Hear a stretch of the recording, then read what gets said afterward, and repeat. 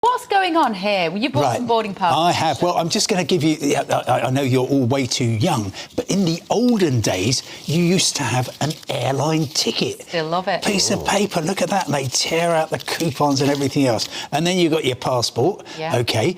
Now, the idea is that within years, and we can argue about how many years, that will all be gone. You know that already when you book a flight, you're going from Manchester to Malaga, you can book the flight in 2 seconds.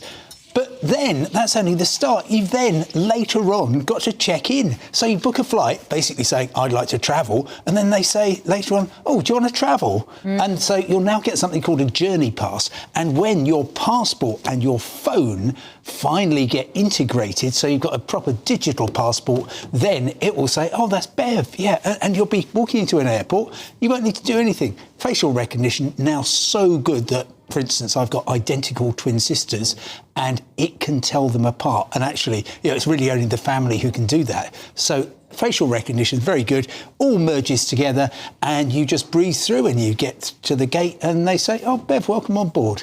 And that's it. So it sounds horrific. Why? Calder. Why? Because there's nothing more frustrating than computer says no, technology breakdown. And as we know, these systems and services are deeply unreliable.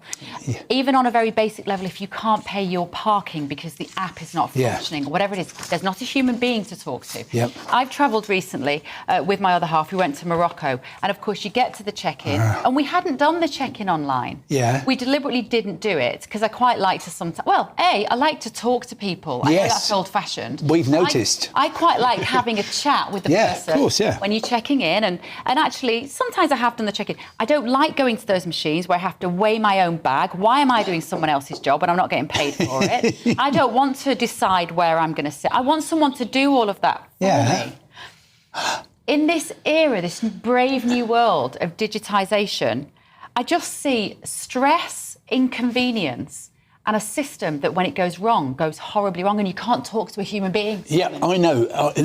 Bev, I think, if I may, you would be most comfortable back in the 20th century with your paper ticket, with your passport, with a nice check-in person who's smiling at you and so on. Smile, for goodness sake. That's you, Henry Hill. A house for the EasyJet, you'd be fabulous. Yet... Actually, things are going exactly in the opposite direction. I'll take your point. You've covered, of course, on GB News, things like the e-gates falling over all the British airports, endless airline IT failures. And yet, the direction of travel is still really clear. And the thing which has actually accelerated was, and I'm sorry to mention it, COVID. Yeah, do you remember to get anywhere, you had to have 17 different apps on your phone. Yep. You had to have QR codes. You had to say, in Henry's case, oh, yeah, I've had me jabs and here's my certificate. I had my test yesterday and here's that. And the whole idea is that your whole world, your whole permission to travel is going to be on your phone and that's the only way you're going to get around.